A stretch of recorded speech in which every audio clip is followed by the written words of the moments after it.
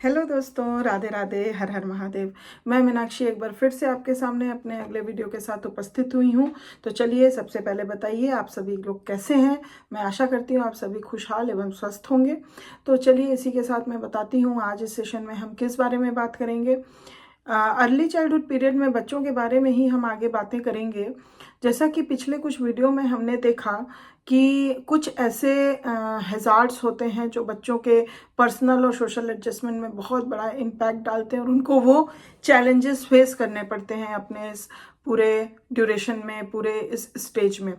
तो physical hazards के बारे में हमने बहुत सारी बातें की। कुछ ऐसे हैजार्ड्स होते हैं जो साइकोलॉजिकली इम्पैक्ट डालते हैं बच्चे के ऊपर, जिससे कि उसको कई प्रकार के मतलब चैलेंज फेस करने पड़ते हैं और उसके पर्सनल और सोशल एडजस्टमेंट पर और इवन ओवरऑल पर्सनालिटी डेवलपमेंट पे बहुत बड़ा इम्पैक्ट पड़ता है। तो उसमें हमने पिछले वीडियो में बात की थी स्पीच हैजार्ड की। तो अब इस सेशन में हम बात करेंगे बच्चों के कुछ इमोशनल हैजार्ड्स जो इस पीरियड में वो सामना करते हैं, जिन दिक्कतों का क्या है वो इमोशनल हैजार्ड्स। तो मैं आशा करती हूँ कि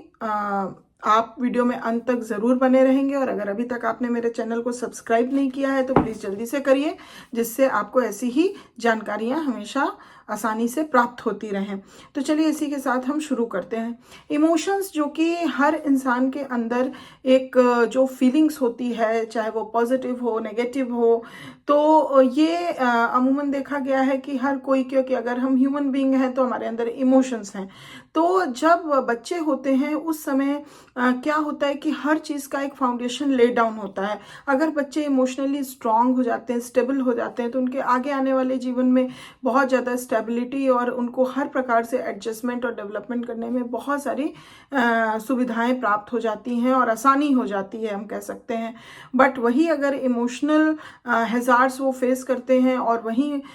वो चीज़ को वो नहीं समझ पाते हैं, उनको अपना इमोशनल कंट्रोल नहीं हो पाता है और गलत इमोशंस डेवलपमेंट हो जाता है, तो उनके बहुत सारे personal and social adjustment, even overall personality भी डिस्टॉर्ट होने की बहुत सारी गुंजाइश हो जाती है और ये साइकोलॉजिकली बच्चे के ऊपर बहुत ज़्यादा इम्पैक्ट डालता है अगर बच्चा जो है इमोशनली ड्रेन आउट होता है। तो हम देखते हैं किस प्रकार के इमोशनल हैजार्ड्स बच्चे इस पीरियड के दौरान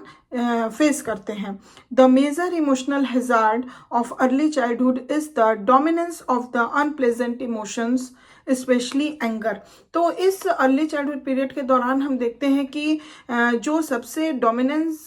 होता है वो अनप्लेजेंट इमोशन का होता है और स्पेशली देखा जाए तो बच्चों के अंदर एंगर जो है वो बहुत डोमिनेंट होता है इस स्टेज में।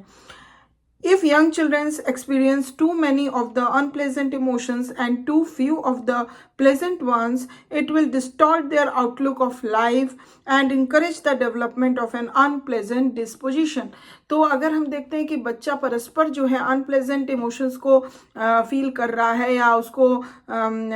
कन्फ्रंट हो रहा है और उसके कंपैरिजन में अगर प्लेजेंट जो इमोशंस हैं बहुत कम ही वो फील कर पा रहा है, तो ऐसे में क्या होता है, उसका पूरा आउटलुक ही जीवन के प्रति, लाइफ के प्रति जो होता है वो डिस्टॉर्टेड हो जाता है और इस तरह के अनप्लेजेंट डिस्पोजिशन उसके अंदर जमा हो जाते हैं जो उसके लेटर लाइफ में बहुत सारी दिक्कतें उत्पन्न कर सकते हैं। In addition, children soon acquire a facial expression that makes them to surly, sullen, or generally disagreeable. Condition that contributes to the decline of their appealingness. तो इस कारण से क्या होता है, बच्चे जल्दी से तरह तरह के फेशियल एक्सप्रेशंस बनाते हैं, मतलब वो सुरली, स्वेलन, इस तरह से या फिर उनको देख के लगता है कि वो हर एक चीज़ से डिसएग्रीबल हो रहे हैं या डिसएग्री हो रहे हैं। ये कंडीशन क्या होती है, जो उनकी अपीलिंगनेस जो होती है, जो बेबीहुड में होती है, वो धीरे धीरे डिक्लाइन हो जाती है इन कारणों से। Almost as great hazard to good personal and social adjustments in early childhood is the inability to establish the empathic complex. तो सबसे बड़ी बात है कि good personal and social adjustments को पाने में जो हैजार्ड्स उनको आते हैं इस पीरियड के दौरान, वो होता है inability to establish the empathic complex, empathic complex को इस्टेब्लिश करने में उनको बहुत सारी कठिनाइयाँ होती हैं, इनएबिलिटी होती है, जैसे कि an emotional linkage between an individual and significant people. एक ये जो एम्पैथिक कॉम्प्लेक्स होता है वो एक इमोशनल लिंकेज होता है, हम कह सकते हैं किसी भी इंडिविजुअल का सिग्निफिकेंट पीपल के साथ। There are two common reasons for inability to establish the empathic complex. दो कॉमन रीजन देखा गया है कि क्यों नहीं बच्चे एम्पैथिक कॉम्प्लेक्स स्टैब्लिश कर पाते हैं। पहला, अगर हम बात करें, children who as babies never experienced attachment behaviour because of lack of opportunity to have a warm and stable relationship with the mother or a mother substitute fail to realize the pleasure they could derive from such relationships। सबसे पहला condition वो होता है कि जब बच्चा अपने babyhood life में अटैचमेंट बिहेवियर को नहीं फील कर पाया होगा, नहीं उसके अंदर वो अपॉर्चुनिटी मिली कि मतलब वो अटैच हो पाए किसी से, क्योंकि उतना वार्म और अच्छा रिलेशनशिप उसको नहीं बिल्डअप हो पाया अपने मदर के साथ, हम कह सकते हैं, या फिर मदर सब्स्टिट्यूट के साथ, जिससे कि वो प्लेजर वो कभी फील ही नहीं कर पाया। और वो प्लेजर, वो इन रिलेशनशिप से जो प्लेजर मिलता है उसका कभी उसको रियलाइजेशन ही नहीं हो पाया, और जिसका परिणाम स्वरूप एज अ रिजल्ट ये होता है कि they do not try to establish warm friendly relationship with others. तो जब वो चीज़ वो खुद नहीं रियलाइज कर पाया कि अटैचमेंट होता क्या है, लव अफेक्शन होता क्या है, सिक्योरिटी होती क्या है, उस तरह की फीलिंग का प्लेजर होता क्या है, जब वो खुद नहीं समझ पाया है, तो he couldn't be able to establish those friendly and warm relationship with other people also, either उस एडल्ट्स हों या उसके पीयर ग्रुप हों। इस पूरे पीरियड के दौरान वो इस तरह के वार्म और क्लोज रिलेशनशिप्स, फ्रेंडली रिलेशनशिप्स नहीं डेवलप कर पाता है उतने अच्छे से। द सेकेंड रीजन फॉर इस children's inability to establish the empathic complex is that those who do not receive affection from others are likely to become self-bound and this prevents them from having an emotional exchange with others। और दूसरा condition ये होता है कि अगर बच्चे जो हैं दूसरों से किसी भी प्रकार का अगर अफेक्शन नहीं रिसीव करते हैं तो वो क्या होते हैं, खुद में सेल्फ बाउंड हो जाते हैं, और यही उनको फिर रोकता है किसी के साथ इमोशनल एक्सचेंज करने में, कि जो वो खुद में ही वो इतने बाउंडेड हो जाते हैं कि वो इतना खुल नहीं पाते या अपने फीलिंग्स, इमोशंस को एक्सचेंज नहीं कर पाते हैं दूसरों के साथ। तो ये दो ऐसी कंडीशन है जिससे यंग चिल्ड्रन जो होते हैं उनके अंदर एम्पैथिक कॉम्प्लेक्स का डेवलपमेंट नहीं हो पाता है, और ये इनएबिलिटी जो होती है एम्पैथिक कॉम्प्लेक्स को डेवलप होने में, ये एक बहुत बड़ा बच्चे के लिए इस पीरियड के दौरान हैजार्ड होता है, ये दिक्कत होती है जो बच्चे सामना करते हैं, जिसकी वजह से उनका पर्सनल और सोशल एडजस्टमेंट बहुत दिक्कत होती है उनको होने में, और इवन उनके टोटल ओवरऑल पर्सनालिटी पे भी इसका later development and later adjustment में भी काफ़ी बुरा असर पड़ता है। Another serious hazard to good emotional development is the development of too strong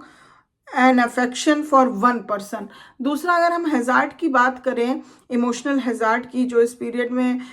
बच्चों के अंदर देखने को मिलता है या वो सामना करते हैं, वो इसलिए होता है कि उनका जो अंदर डेवलपमेंट होता है बहुत ज़्यादा एक स्ट्रॉन्ग अफेक्शन का और अटैचमेंट का हो जाता है किसी एक व्यक्ति के साथ, यूजुअली द मदर। अगर देखा जाए, जैसे फॉर एग्जाम्पल हम देख सकते हैं माँ के साथ, because this makes children feel insecure and anxious when ever the loved persons behaviour seems threatening. अगर कभी भी वो पर्सन थोड़ा सा बच्चे को अगर लगा अपने हिसाब से कि मतलब ये बिहेवियर जो है वो पहले जैसा नहीं है और थोड़ा सा थ्रेटनिंग लगा, तो वो बहुत जल्दी इनसिक्योर और एंक्शस हो जाते हैं, बिकॉज उनको तो लगता है कि मेरा अफेक्शन, मेरा पूरा जो भी है अटैचमेंट वो इस व्यक्ति के साथ है, तो ये मेरे साथ थोड़ा भी इसका बिहेवियर ऐसा वेयर्ड नहीं होना चाहिए, तो वो अपने हिसाब से ऐसा सोच लेते हैं और इस वजह से वो बहुत जल्दी एंक्शस और इनसिक्योर फील करते हैं। As in the case of reproval for misbehaviour, या वो किसी प्रकार का मिसबिहेव करते हैं तो उसको अगर वो पर्सन ठीक करने की कोशिश करता है या बताता है तो भी उनको बहुत ज़्यादा बुरा लगता है। और when the loved ones pay attention to another person, या फिर जिनको वो पसंद करते हैं, अटैच्ड हैं, वो अगर दूसरे पर्सन को लव कर दिया, अफेक्शन दिखा दिया, तो ये भी चीज़ उनको या किसी प्रकार का अटेंशन पे कर दिया तो ये भी चीज़ उनको नहीं बर्दाश्त होती है। Both the inability to establish emotional linkages with others and development of an emotional over dependence on one person make it difficult for young children to establish friendly relationship with their peers. तो ये जो है over indulgent या over dependence जो है दूसरे के ऊपर, जो ये एक पर्सन के ऊपर जो बच्चों के अंदर ये डेवलप हो जाती है, इस वजह से क्या होता है, जो भी बच्चा है वो किसी प्रकार का फ्रेंडली रिलेशनशिप अपने पीयर ग्रुप के साथ या अदर पीपल के साथ अच्छे से एस्टैब्लिश नहीं कर पाता है। तो इस तरह की परेशानियां उसको फेस करनी पड़ती है। Failure to become emotionally attached to toy और other inanimate objects such as blankets often leads to feelings of insecurity in new strange situations। देखा जाए तो कभी कभी इमोशनली बच्चे अटैच्ड हो जाते हैं टॉय से या किसी इनएनिमेट ऑब्जेक्ट्स से, जैसे अगर हम फॉर एग्जांपल देखें तो ब्लैंकेट्स वगैरह से। तो अगर किसी न्यू सिचुएशन में वो जाते हैं और या वो चीज़ें उनको नहीं मिलती हैं तो उनके अंदर फीलिंग्स ऑफ इनसिक्योरिटी डेवलप होने लगती है। As Passman has pointed out, attachment objects whether animate or inanimate may serve as anxiety reducers। तो पैसमैन के द्वारा जो चीज़ पॉइंट आउट की गई है वो ये कि जो भी अटैचमेंट ऑब्जेक्ट्स होते हैं, चाहे वो एनिमेट ऑब्जेक्ट्स हों या इनएनिमेट ऑब्जेक्ट्स हों, वो एंग्जाइटी रिड्यूसर्स का काम करते हैं बच्चों के अंदर। This is especially true of children who are just emerging from babyhood and who as yet have had only limited experiences outside the home. ये स्पेशली उनके लिए लागू होता है जो अभी बेबीहुड से तुरंत इमर्ज होके ग्रोन अप हो रहे होते हैं, या फिर ऐसे बच्चों के लिए जिनको बाहरी जो भी है घर के बाहर का बहुत ही अभी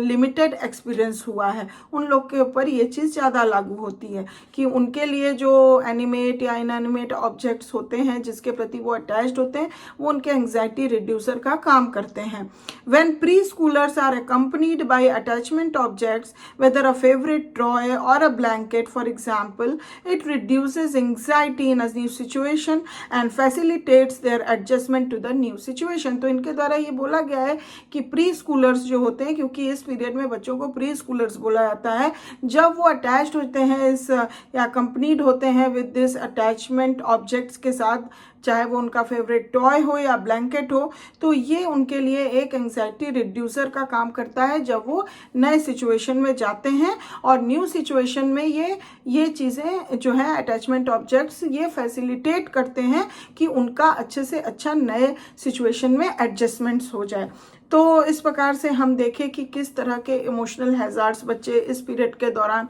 फेस करते हैं और किस प्रकार से उस चैलेंज को कोप अप करते हैं या नहीं कर पाते हैं, तो किस प्रकार की उनको परेशानियां फेस करनी पड़ सकती हैं या उनके एडजस्टमेंट्स में क्या प्रॉब्लम आ सकते हैं। तो मैं आशा करती हूँ कि ये जानकारी आपको पसंद आई होगी। अगर अच्छी लगी है तो प्लीज़ एक लाइक ज़रूर दे दीजिए, और अभी तक सब्सक्राइब नहीं किया है तो प्लीज़ जल्दी से मेरे चैनल को सब्सक्राइब करिए, जिससे मेरा प्रोत्साहन यूं ही बढ़ता रहे और मैं आपके लिए अच्छी अच्छी जानकारियाँ ऐसे ही लेकर आती रहूँ। And thanks for watching my video. मैं अगले वीडियो में फिर आपसे मिलूँगी एक नई जानकारी के साथ। तब तक अपना ध्यान रखिए, ख्याल रखिए। Bye bye, take care.